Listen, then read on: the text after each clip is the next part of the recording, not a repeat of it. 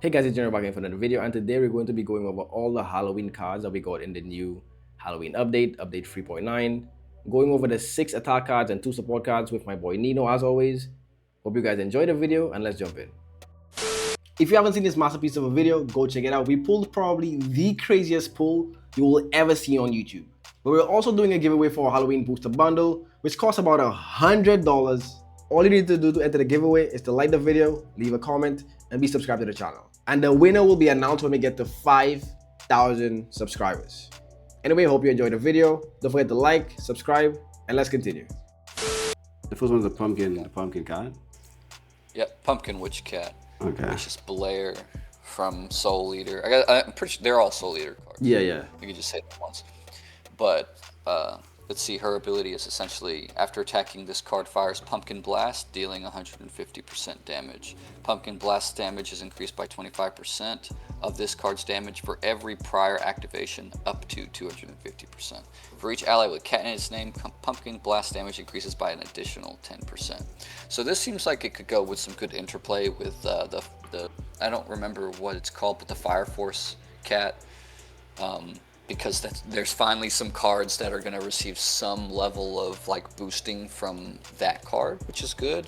And it's good as an attack card. Like it hits really strong. But yeah, it's good as an attack card. It's not doing anything extra other than damage, right?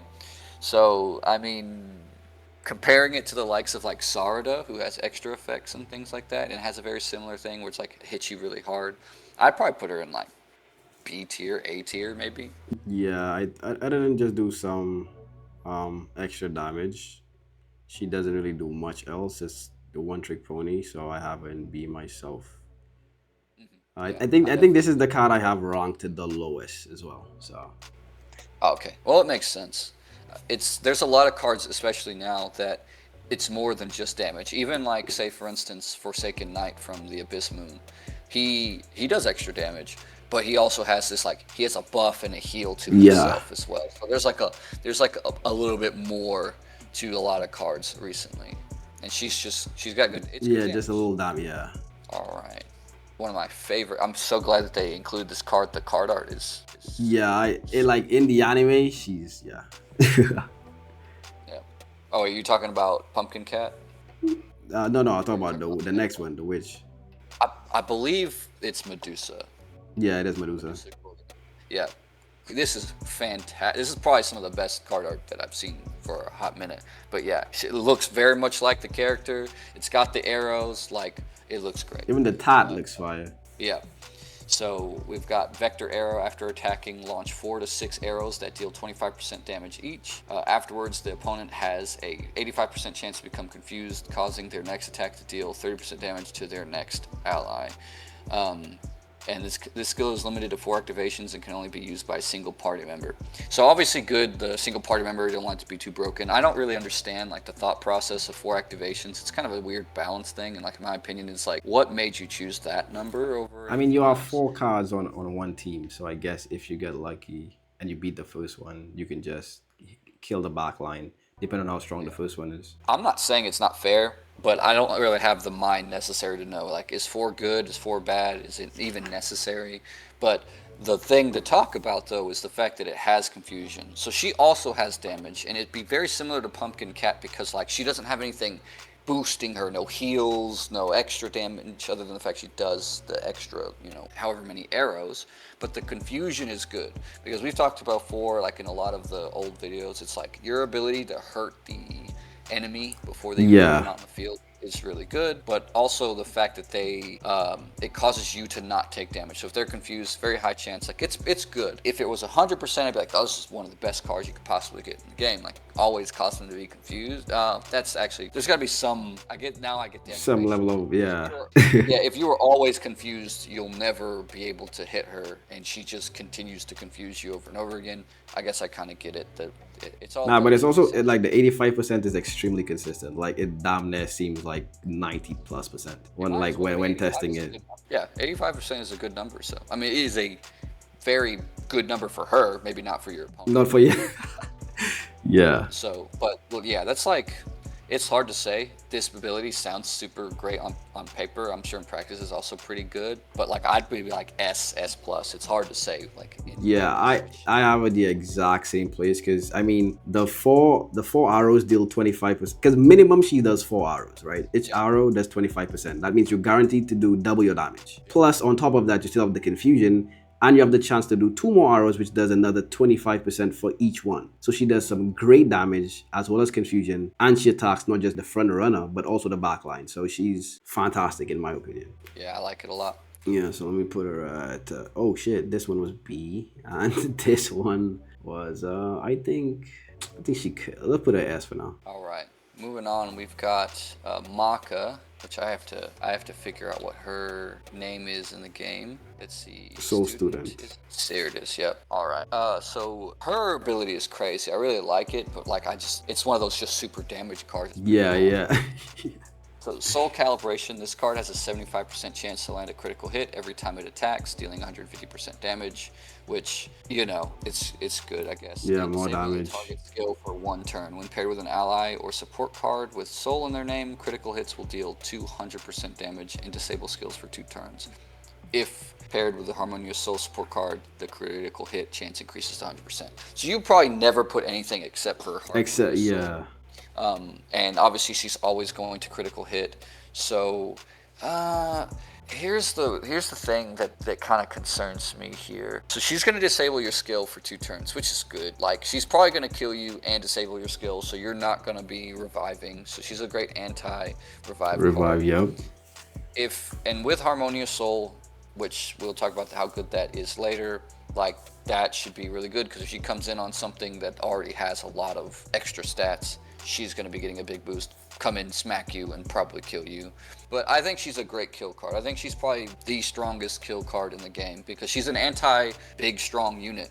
She comes in, she's got Harmonious Soul, she disables your ability, you no longer revive, or you no longer get to do something when she smacks you, and she's going to smack you for 200% damage. The downside is, much like we were talking with Pumpkin Cat, and maybe a little bit similar to how, Medusa's a pretty good card, she doesn't have any kind of sustain. So she comes in, and you just kind of have to hope that she is strong enough to last Yeah. at least 2 cards, something like that, right? But she's a good anti card, and I put Yeah. her at like S tier, maybe high A tier. Yeah, I put a S as well. And the thing is, like, let's say for example, you're going up against how people usually have flame captain before they have the flame head captain or any other flame unit that disables that ability, so you don't get any shield or you don't get any not damage, you don't get any HP. If you put it up against armor giant, you don't get any shields. If you put it up against the Biwa demon, you don't get any. So it's very very anti, like you say. If that's how that interaction is going. Tentative though, by card text, I'd put her at S. S, yeah, I agree. Put that S. But yeah, that makes her really good. And we need cards that are like, hey, we need to have a way to stop people from just using their ability with impunity. Yeah, I think we need some more special stuff. I think everything is like just based off of damage, whereas we need more like technique. Yeah, some of the more popular like technique cards though are frustrating because you don't have an answer to it. True. So like just as a quick aside, talk about Mochi Emperor in ranked, right? Which is a viable strategy people will use. It's not fun to play against a card with a 50% chance to just dodge you. Oh, Sunjin Woo, bro. Yeah, and you don't really have that many. Yeah, Sungin Woo too, but that card they'll never change that card. I'm not You're not. that tree. But like for instance, Mochi Emperor, it's like you don't really have a lot of answers for those situations. Whereas Maka, if she works like that, basically we'll disable a skill regardless, and retroactively make sure that doesn't happen. That's good.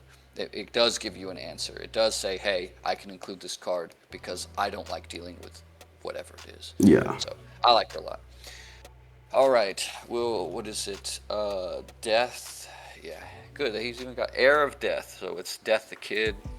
We've got every other turn, attack twice for 85% damage, which I'm assuming that both attacks are 85%. Yeah, yeah. Upon successfully hitting a card, the first shot increases this card's damage by 30%. The next turn, and the second shot regenerates 15% HP. We talk about that for a second, but upon first fatal blow, revive at 150% of stats, which is basically like, you know, an Aaron, which is revive and get more stats, which is cool. Perform death cannon once for 200% damage upon revival.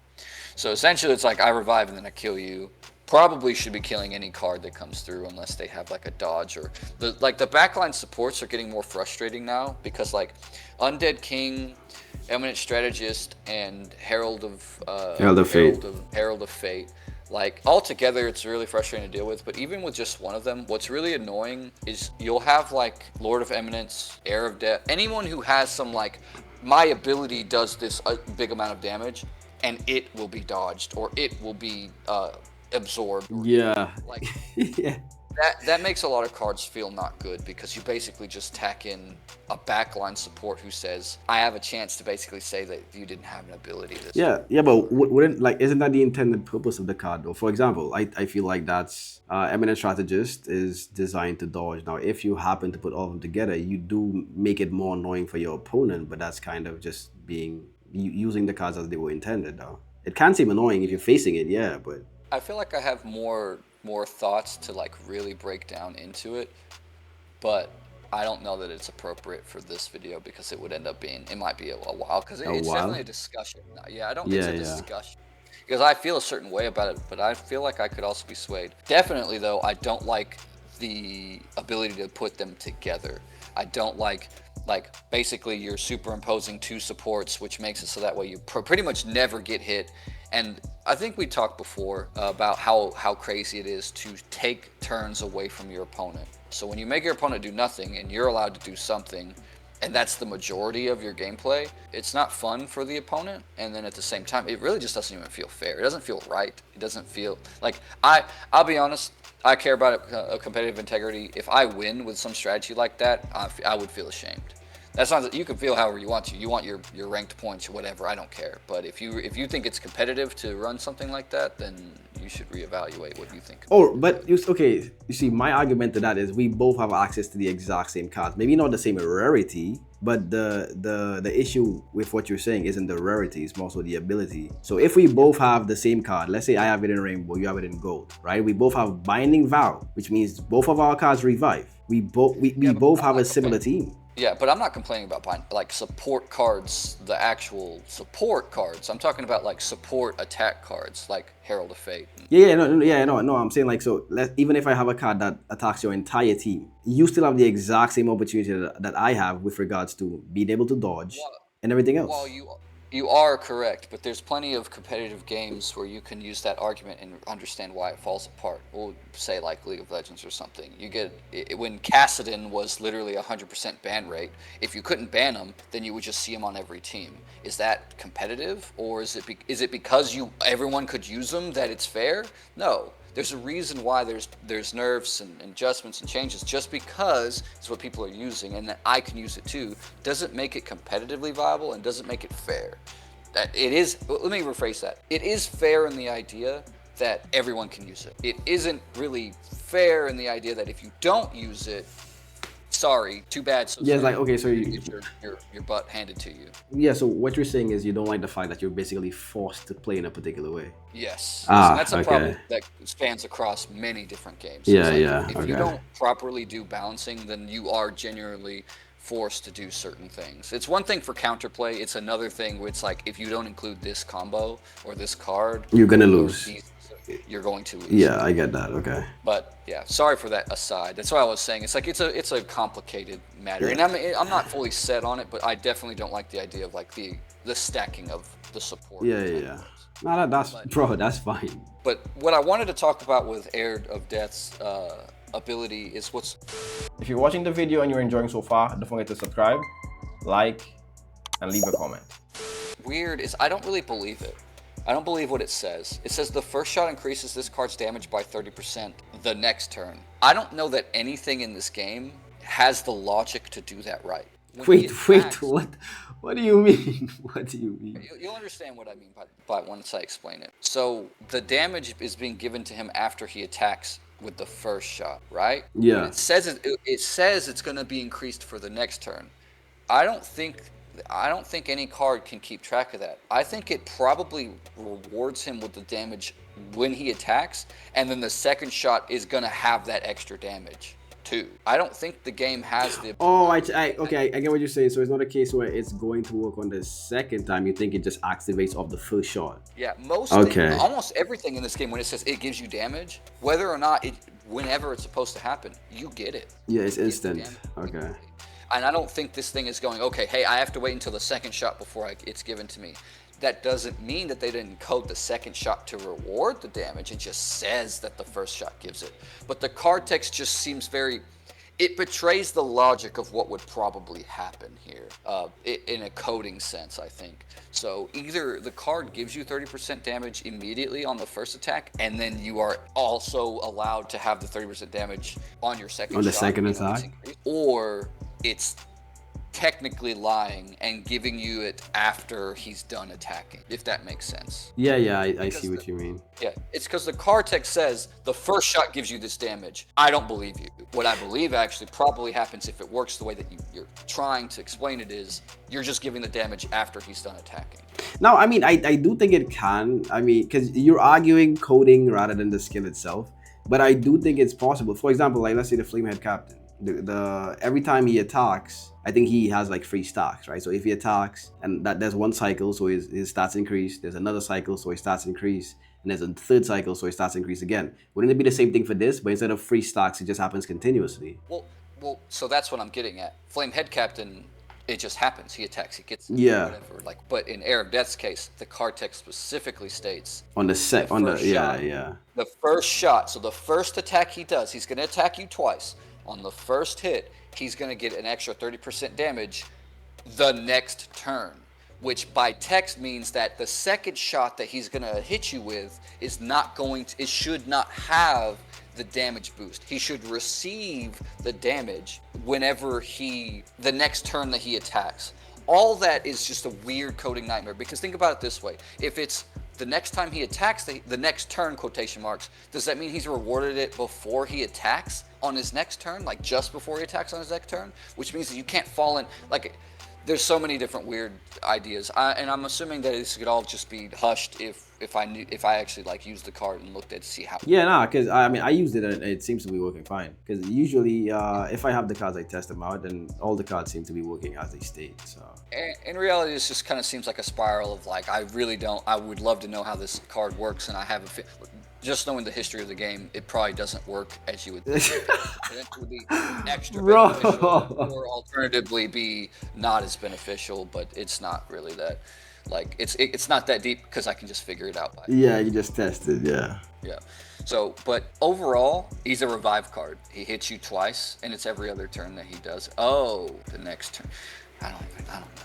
Anyway, Get a net, yeah. He regenerates health. Like, he's got a little bit of everything. Yeah, regardless, I think he's S plus, bro. Yeah, he's definitely S plus. In fact, if you were to like compare him to the likes of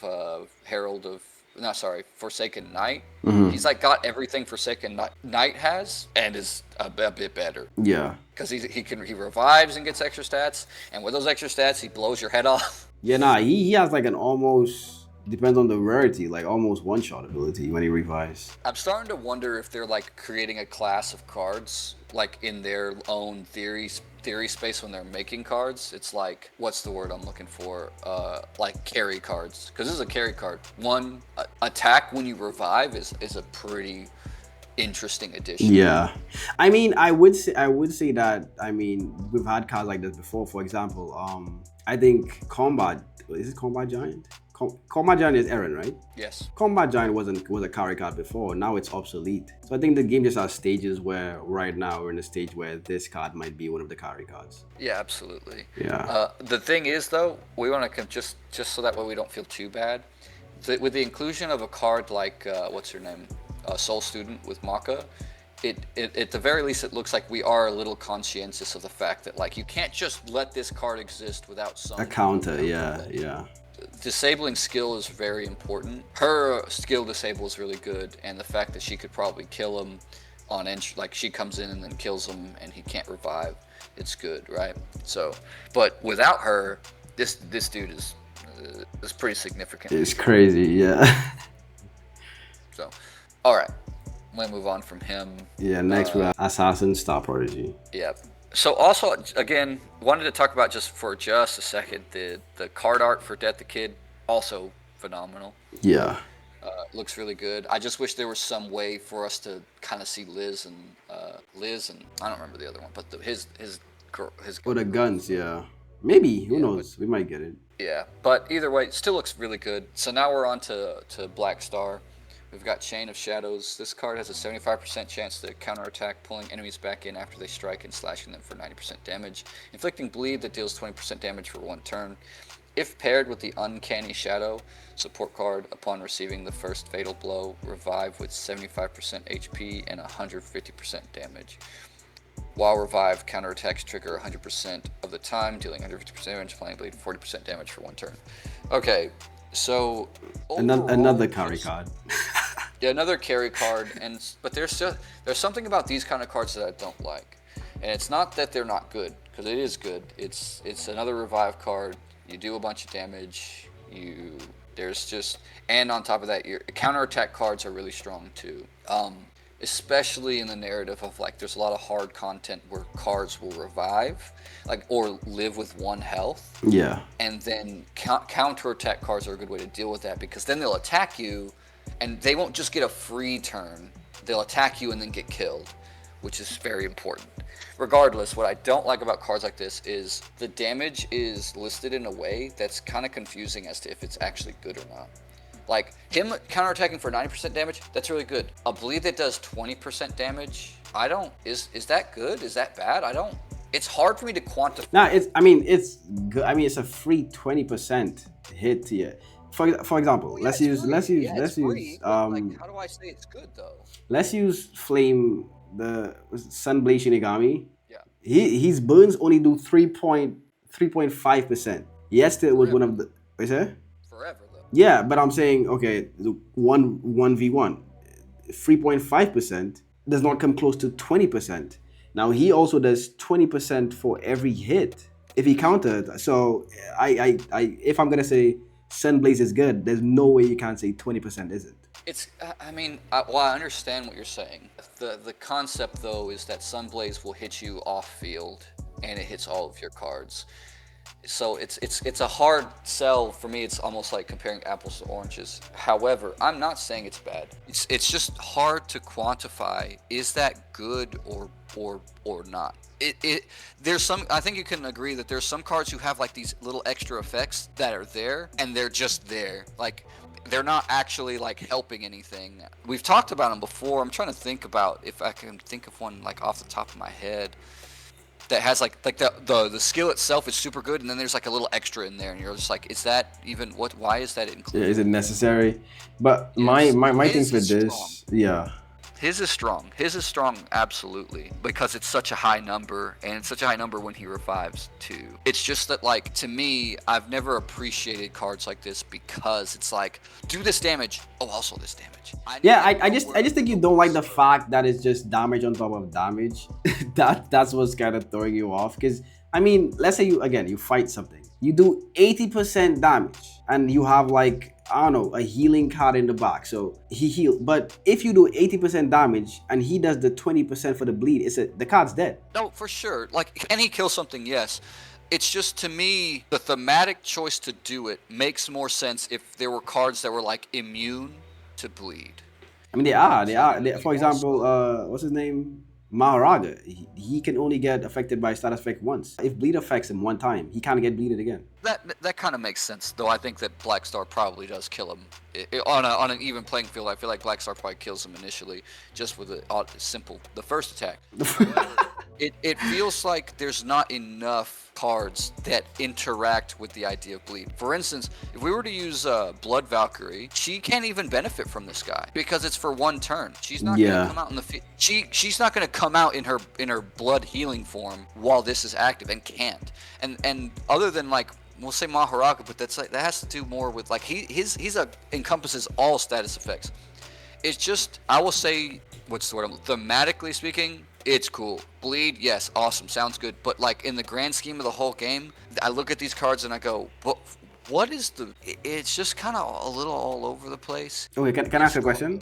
Go ahead. Instead of, okay, for the ability, it says 90% damage, right? And the 20% bleed. If it said 110% damage, would that make it better for you? Yeah, I think what I'm trying to argue here is kind of like this. Imagine someone was giving you directions and they said, hey, you're going to have to take a left on Yellow Street, and then you have to go at a 90-degree angle, and then you also have to hop around 3 times, turn northeast, and they say all that. Versus, and it's the exact same thing to say, just go 3 miles west, and you'll get there on this street. It's You just think it's extra steps.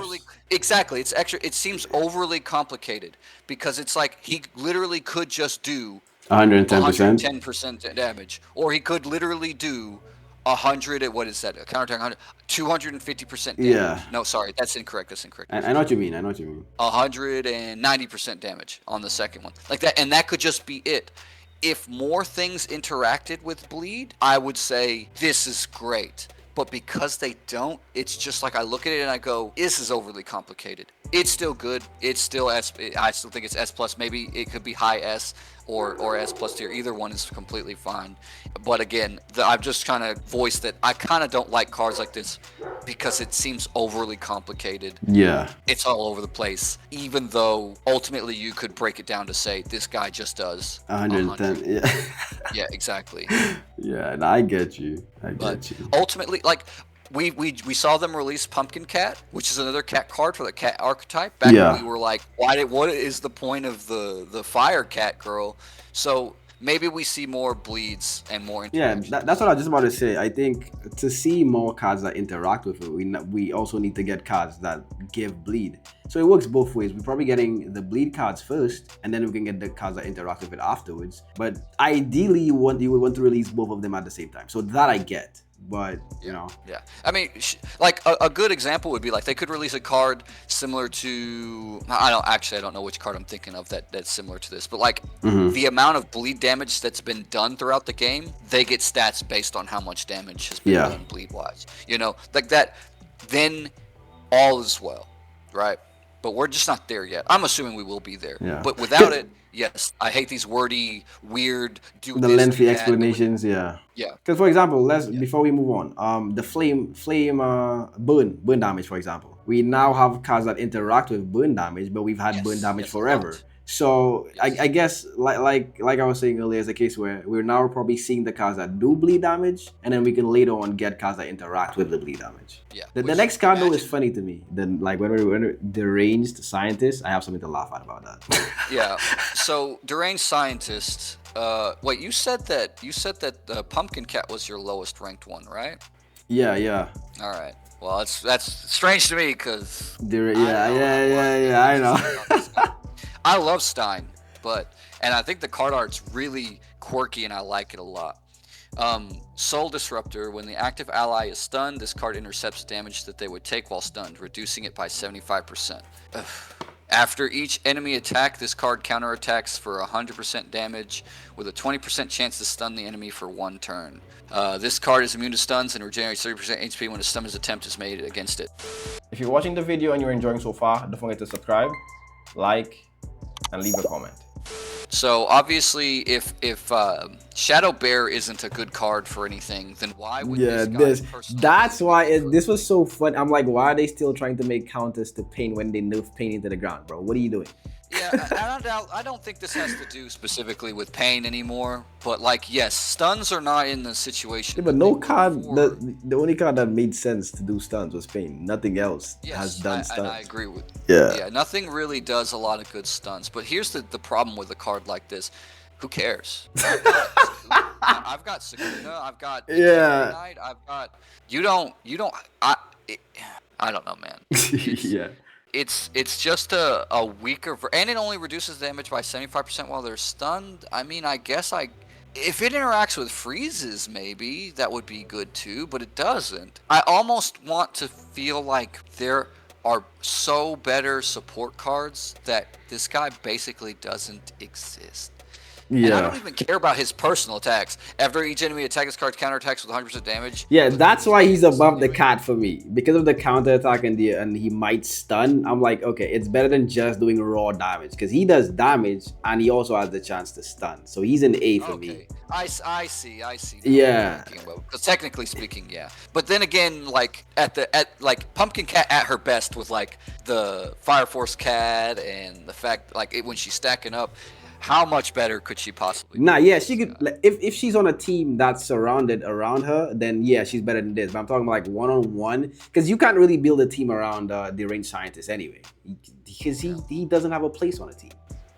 I will say competitive wise, this is where like good balancing and thought what is theory crafting is important when making cards and doing balancing for ranked and stuff is like when you create cards that don't like to be stunned. They don't mind being frozen, they don't mind, but they don't specifically like to be stunned because stun is unique from freeze, which they're not. They're basically the same thing. Yeah, That is where it's like, oh, then I can slot in Deranged Scientist. That is good because you've created a metagame where like certain carry cards want certain support cards. Currently, the metagame is throw on these support cards because they're it's jack of all trades, master of all. Master. It's not, they're Herald of Fate literally just protects you. It does it affects you from the back line. It doesn't just protect the card, it affects the enemy as well. Yeah. And then it gives him, he just does all these crazy things. Undead Keen,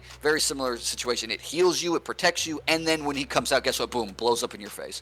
It's, there's too many good generalist supports for this specialist support. Yeah, It's yeah. this is the definition of a specialist. Yeah, super Stuns, specific. I'm gonna protect you from stuns, my man.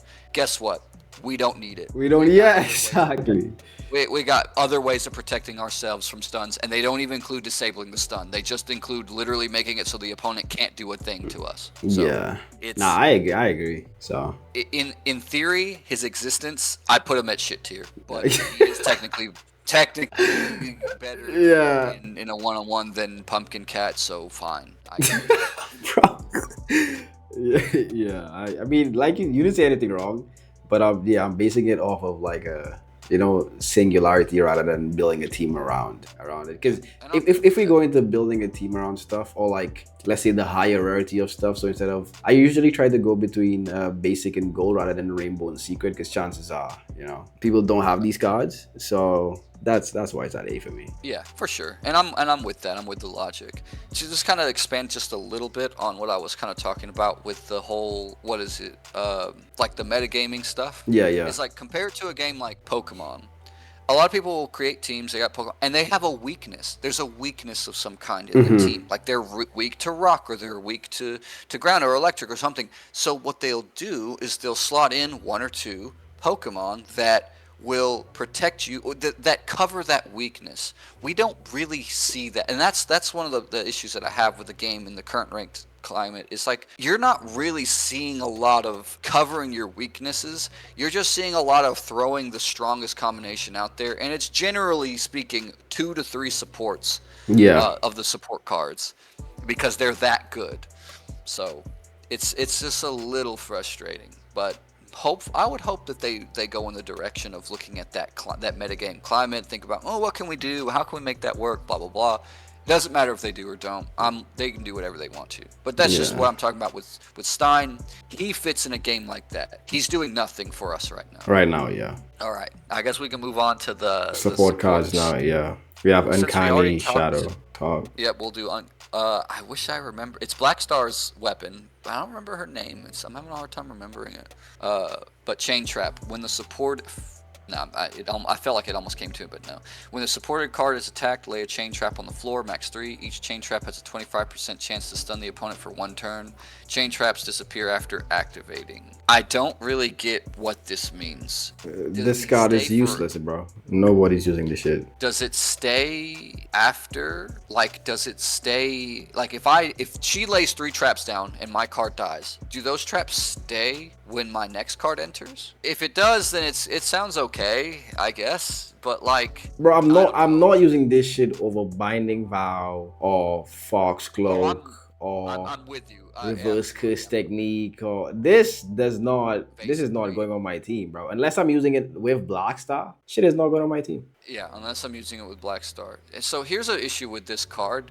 It's almost like they created this card and we're like, oh, we need an answer for this idea of having more stuns now. We'll make Stein. I don't think it's wise to create create cards specifically to fix the problem of each other immediately. Like that's a little. And he's not really like I'm not. This card isn't good enough for me to run Stein to protect myself from it. So I'm not good with it. I don't like it.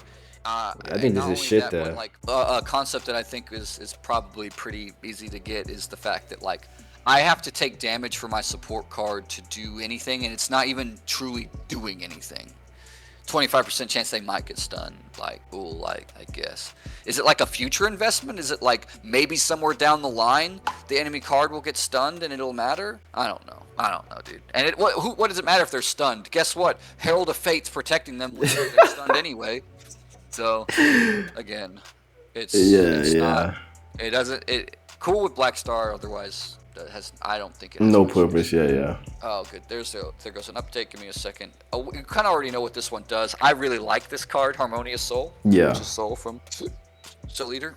Resonance Amplification. On entry, if the opponent's stats exceeds 120%, 125% of their base value, absorb 60% of the excess and add it to their supported cards permanently. So, obviously, people, if you thought that Master Manipulator is really frustrating, then this card is like the benefit. It's like that, but it's going to benefit you. So I think it's a cool card. I think it's great. I think it's really great the fact that it's a paired card with Maka. It's like if someone is running a boost meta type situation, they're going to benefit from that a lot. So the only downside is you don't get to kill. Like it's not like Master Manipulator where it's like blows them up and they're dead. Yeah, they but don't at least die. in this case, you might benefit from their benefit. So I like it. In a vacuum, though, if you read it, it's like. If you're watching the video and you're enjoying so far, don't forget to subscribe, like, and leave a comment. 60% of the excess and add it to us is kind of like, but that doesn't It's make not me much of stronger a than difference, yeah. If it was 100% of anything above, then I'd be like, okay, that makes sense. But 60, yeah. Because in theory, in like a vacuum, if you were to send out a card with no ability, it has this, it comes out on the enemy. You're going to come out still weaker than the enemy card. Yeah, for sure. It's a net negative still, and you've lost your support slot. So in a vacuum, it sounds not good. But I'd like to imagine, obviously there's interplay, cards with abilities, cards who do whatever, blah, blah, blah. Like, some cards will boost their stats, like Eminence Cat, right? Eminence Cat runs this. If the boost occurs before she boosts her own stats, yeah. there's a lot of interplay here. So I love the ability because it's basically saying if you benefit, I benefit. But in practice, I don't know if it's super good or not. Yeah, I agree. Like without being used on Maka, I have it in Sita. With Maka, I think it's an S. Well, AS, not S directly, but yeah, I definitely think I'm of the same mind. I think it's kind of C tier otherwise. I would like it if it was like. It was just if a card receives any boosts whatsoever, not when your card comes in on entry. Yeah. But when an enemy card comes in on entry, maybe. And I think it should just be 100%, bro. 60%, like, come on, man. Yeah, it's not. It could be a very good counter card, but it kind of just hits the middle ground. It's a little bit better than 50%, but like yeah, I'm with you. In a vacuum, it's just like it doesn't make much sense.